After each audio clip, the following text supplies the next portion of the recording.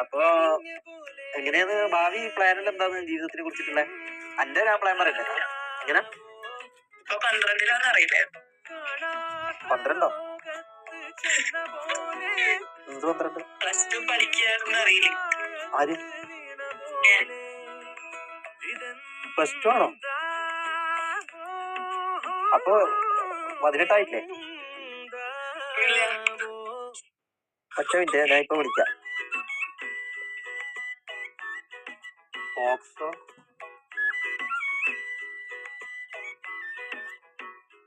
വെള്ളുണ്ടോ?